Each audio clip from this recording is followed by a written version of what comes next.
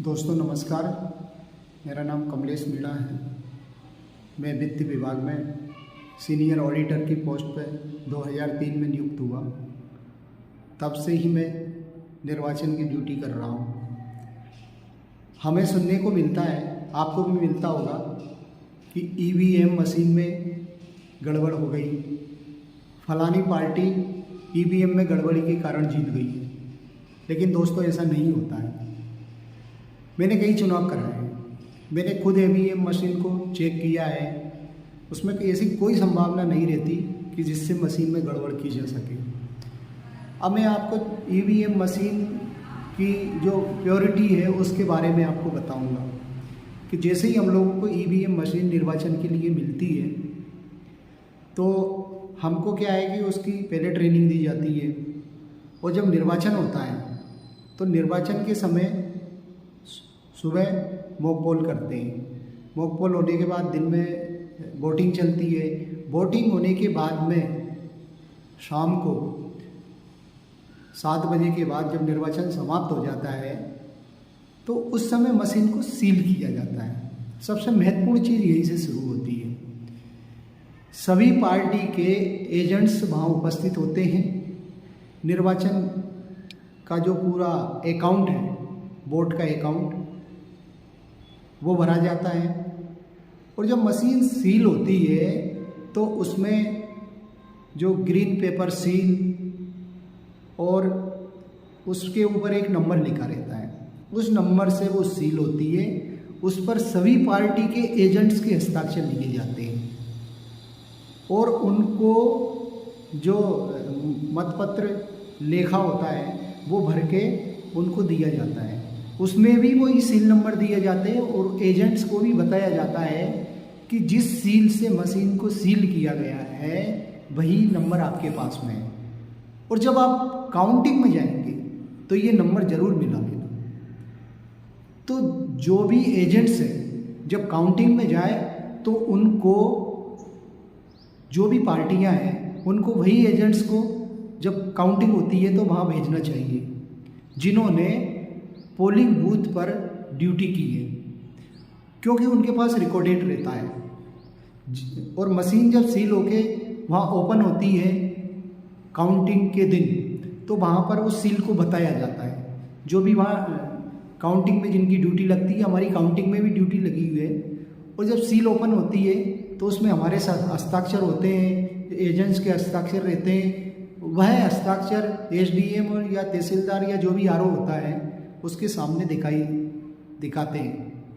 तो दोस्तों, लोग ये बोलते हैं ना कि ईवीएम में ये हो जाता है वो हो जाता है, कुछ नहीं होता है, ये सब अफवाहें हैं। तो आप बस अलर्ट रहना चाहिए कि इनको, जो पार्टी को, पार्टी के एजेंट्स को ट्रेंड रखना चाहिए उनको कि वो उसको मिलान कर सके,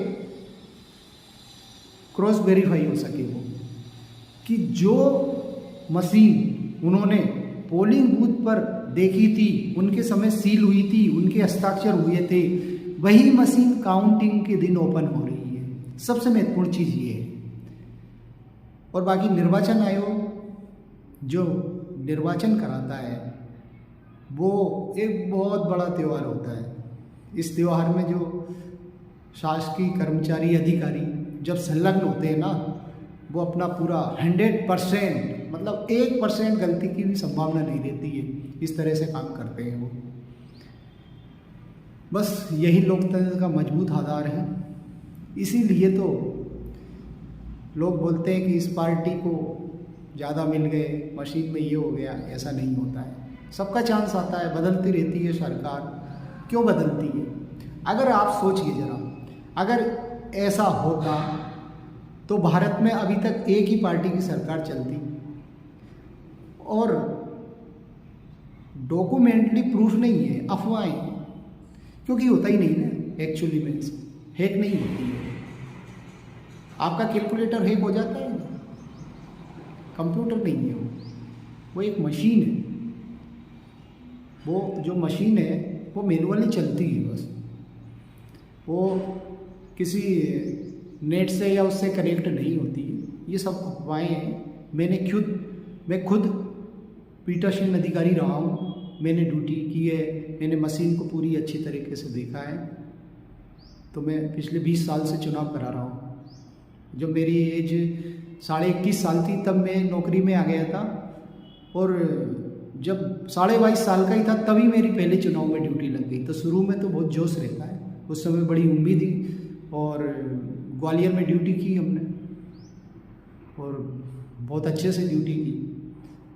फिर हमने देखा कि जो सरकारी कर्मचारी अधिकारी दूसरे कामों में लापरवाही कर देते हैं पर चुनाव में नहीं करते, बहुत अलर्ट होकर, जिसको कुछ भी नहीं आता है वो भी मतलब बहुत होशियार और वो बन जाता है।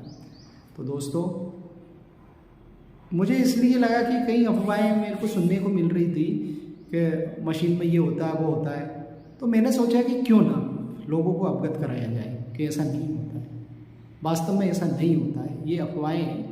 आप खुद चेक कर लीजिए, और जो मैंने जो बात कही है उस पर गौर करिए।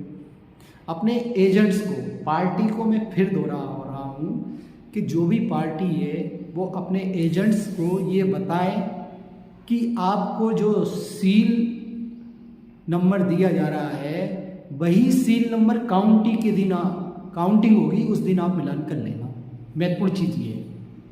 तो दोस्तों, नमस्कार, जय हिंद, जय भारत। आप मेरा चैनल सब्सक्राइब कर दीजिए, और अगली जानकारी के लिए मैं आपसे फिर मिलूँगा बहुत जल्दी कोई नई चीज़ के लिए।